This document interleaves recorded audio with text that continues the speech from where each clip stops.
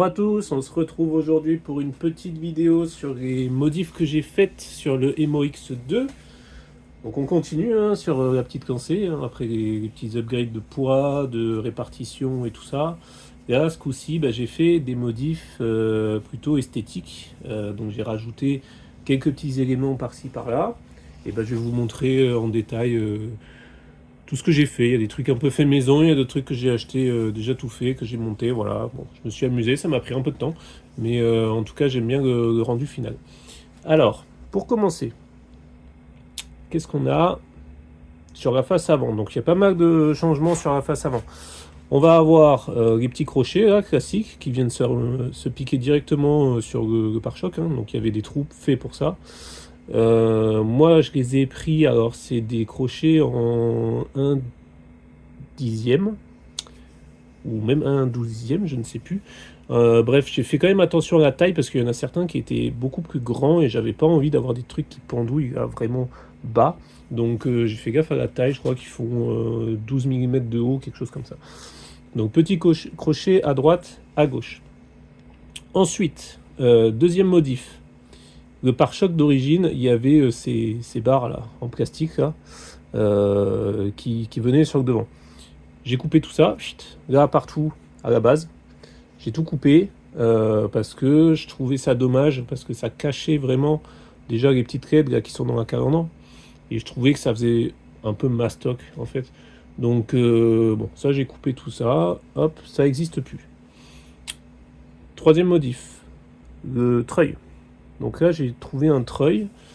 J'ai pas pris le Injora qui avait la télécommande qu'on pouvait piloter à distance. J'ai pris un autre treuil qui fait quasiment la même taille que celui d'origine. C'est pas une copie du treuil Warn qu'on trouve quasiment partout. Il n'y a pas d'étiquette dessus, il n'y a rien, mais en tout cas j'aimais bien parce qu'il était déjà symétrique, donc c'est un double moteur. Là pour l'instant il n'est pas branché, je l'ai juste mis vraiment pour faire beau. Il faudra que je voie pour le branchement électrique parce que pour l'instant il est juste livré avec une fiche, 2 fils, et c'est tout, à moi de faire le branchement. Pour le monter, alors ça a été un tout petit peu galère pour monter. Là j'ai coupé à ce niveau là le pare-choc. Alors je sais pas, je vais essayer de zoomer. Voilà.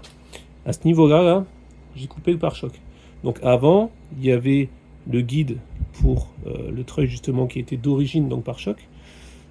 J'ai tout coupé et j'ai fait vers en bas. En gros, j'ai fait une ouverture vers en bas, histoire que ça puisse passer pile poil avec le treuil. Deuxième chose, donc ça a été pour le fixer. Sur celui-là, il y a 4 vis à mettre. Il y en a 2 là et 2 un petit peu derrière. Là, j'avoue, ça a été un petit peu galère, parce que déjà, c'est des toutes petites vis, et dans le pare-choc, mine de rien, il y a des petits renforts en plastique. Il y a aussi les deux bouts de plastique qui rentrent comme ça, ensuite pour venir se fixer sur le châssis. Et l'alignement des deux passait vraiment pile poil sur le côté. Il a quand même fallu que je retouche un peu, donc j'ai tout fait au Dremel sur le côté pour enlever un petit peu de matière, histoire de pouvoir passer mes vis qu'elles sortent droites, parce que sinon je pouvais les passer, mais à cause du petit renfort à l'intérieur, elles sortaient légèrement de travers. Donc au niveau du filetage, je me suis dit ça marchera jamais. Qui d'ailleurs, au passage, très bon filetage, même si c'est des toutes petites vis de rien du tout, le filetage est vraiment très bon sur le treuil que j'ai pris. J'ai pas eu de problème pour mettre les vis ou quoi. Donc voilà, donc ça c'était pour la partie treuil. Comme dit, pour l'instant pas encore branché, mais il est quand même assez bien foutu parce qu'il y a même un petit déverrouillage là sur le dessus pour le déverrouiller manuellement. C'est-à-dire que là, si je le bascule et que je tire dessus, je peux dérouler mon treuil manuellement. Ensuite, sur le côté, juste ici, petite plaque d'IMAT que j'ai faite. Donc ça, c'est du fait maison. J'ai fait un petit support avec imprimante 3D, vraiment très fin, parce que j'avais pas envie d'un truc très gros, mais j'ai fait ça pour pouvoir coller ma plaque à l'intérieur. Pour l'instant, ce que j'ai utilisé là, c'est un papier waterproof. On verra dans le temps si c'est vraiment waterproof. Mais j'ai imprimé sur du papier waterproof qui était autocollant. Et ensuite, j'ai collé ça à la superglue. Donc là, celui-là, il est collé à la superglue devant. Comme ça, il est vraiment sur le pare-choc. Il n'y a pas de déport, il n'y a rien du tout. Parce qu'au début, j'hésitais à mettre un double face. Derrière, j'ai mis du double face parce que ça se voit moins. Mais devant, je voulais vraiment que ce soit collé. Voilà, donc, petite modif. Ensuite, Je reviens comme ça. L'autre modif qu'on voit sur la face avant, ça va être la rampe de LED. Alors j'ai mis la rampe de LED sur le toit. Tac. Voilà. On la voit juste là. Pas spécialement galère à monter. Alors pour le coup, celle-là, j'ai pris la rampe officielle de chez CrossRC parce que c'est une option qu'on peut, en tout cas sur le MOX2, c'est en option qu'elle est vendue. Je l'ai commandé alors un petit peu plus cher, hein, je l'ai pris sur AliExpress aussi, elle était à 16 ou 17 euros. Pourquoi j'ai pris celle-là? Il y en avait plein d'autres qui étaient à moitié prix, mais sur celle-là, il y avait directement la bonne connectique pour venir se rebrancher sur la carte électronique qui est à l'arrière. Donc d'origine sur la carte électronique, il y a une prise qui est prête pour brancher la rampe de LED. Pas de bidouille à faire niveau électronique ou quoi, pas de rallonge de fil, ça s'est monté vraiment nickel. Le plus dur, c'est de démonter tout l'intérieur pour pouvoir faire les 4 trous, donc 2 trous de ce côté, 2 trous là, et venir mettre les boulots à l'intérieur. Ça, c'est le plus long, parce que mine de rien, démonter toute la partie intérieure, c'est un peu... c'est pas compliqué, hein, mais il y a des petites vis par-ci par-là, donc c'est un petit peu relou. Alors, ça c'est sur la face avant, j'oublie rien. On va passer légèrement sur le côté. Alors ce que j'ai fait là, sur les roues avant, la dernière fois, je crois que c'était dans la vidéo précédente, quand j'ai parlé des lestes, j'avais dit qu'il y avait des... donc les bagues intérieures des jantes Bedrock en laiton. Je les ai commandées, je les ai montées.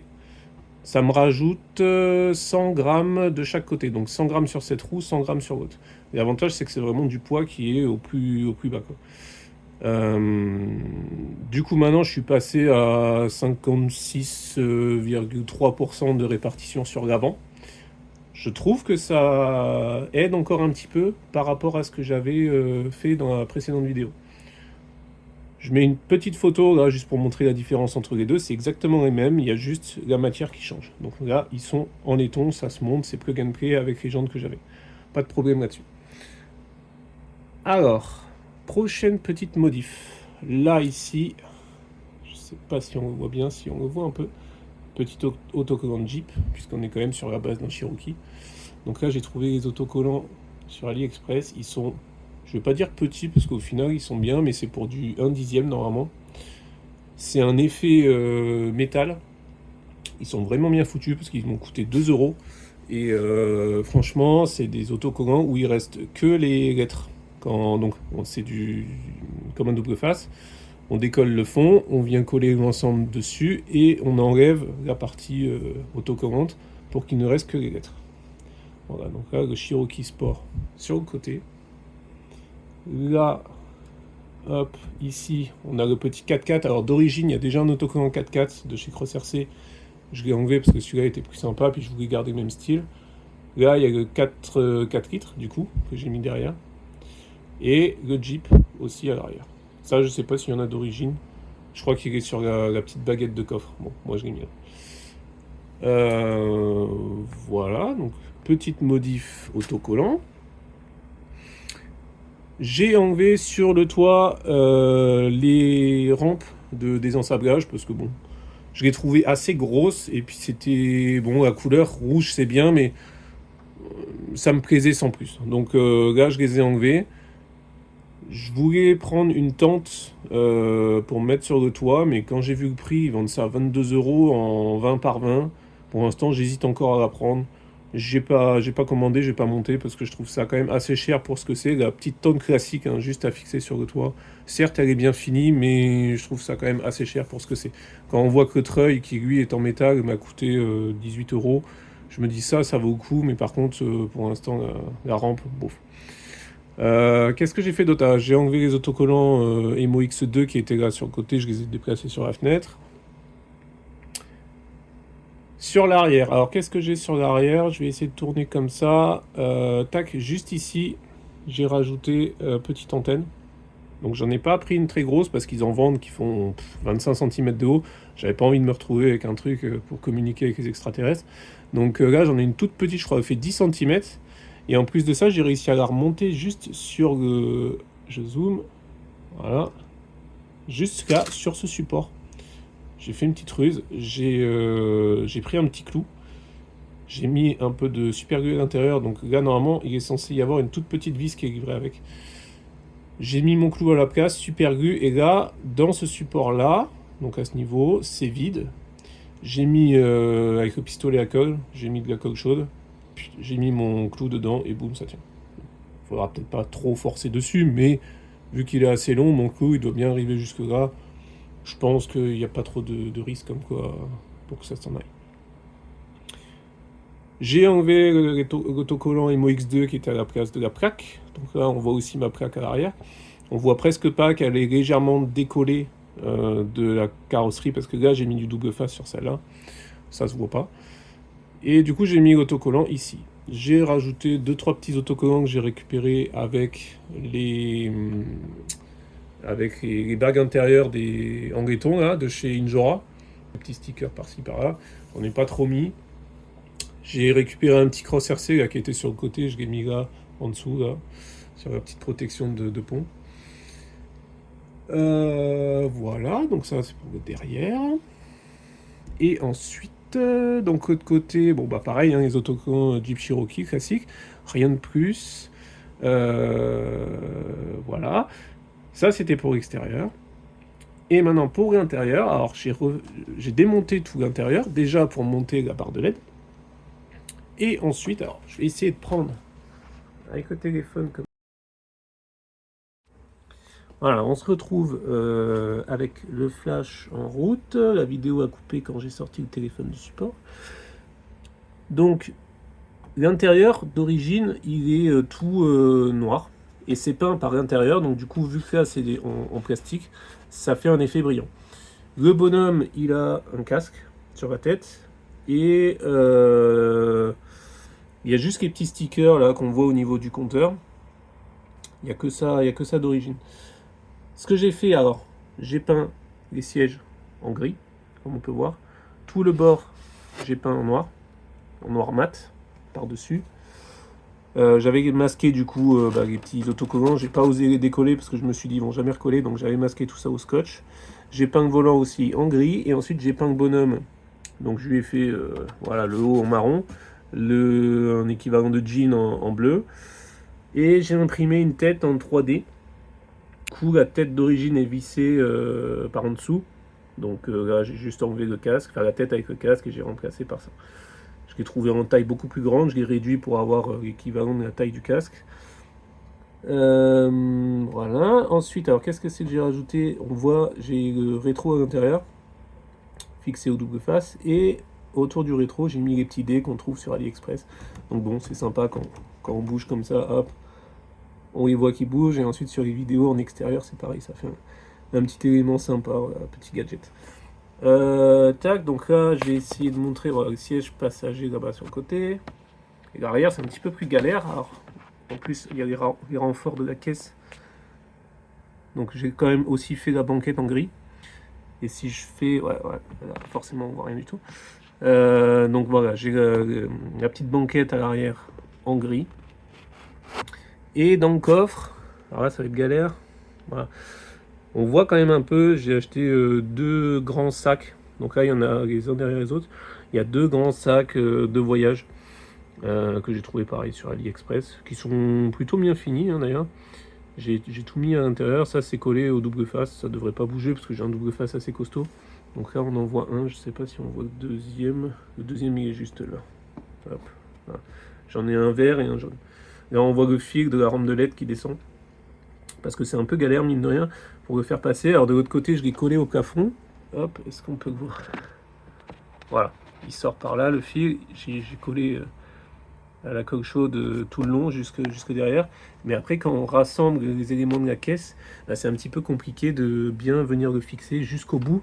Parce qu'au début je voulais faire descendre là sur le petit renfort de châssis, là, enfin de la caisse qui passe à l'intérieur. Mais voilà, c'est compliqué parce qu'on met l'ensemble de la coque, ensuite on vient visser en haut et on ne peut pas passer les doigts à l'intérieur. Petit détail aussi, j'allais presque oublier, j'ai découpé là au niveau des fenêtres parce que d'origine tout est fermé. Donc là j'ai découpé au niveau des fenêtres, comme ça on a une meilleure vision sur l'intérieur. Voilà, bah du coup ce sera tout pour aujourd'hui. J'ai fait quelques vidéos, donc en début de vidéo vous avez vu un petit passage en extérieur là, dans un endroit avec un peu de sable. Euh, du coup j'en ai profité le même jour pour faire un petit peu plus de vidéos. Donc prochainement il devrait y avoir une vidéo balade au même endroit. Voilà. Et pour les prochaines modifs, alors j'ai déjà la modif qui est arrivée, j'ai pas encore eu le temps de la faire, mais ce sera pour la prochaine vidéo. J'ai reçu un Hobby-Wing, donc un nouveau moteur de Fusion 2300 Pro. Donc on va monter tout ça dans la bête. A priori ça se fait plutôt bien de ce que j'ai vu.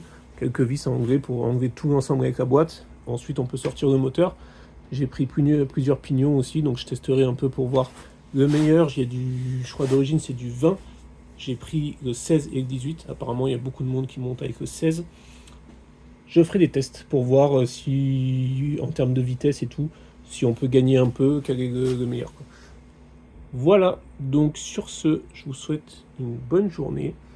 Si la vidéo vous a plu, n'hésitez pas à vous abonner, c'est gratuit, ça fait toujours plaisir. Et aussi à mettre un petit j'aime sur la vidéo. Allez, à bientôt, ciao ciao!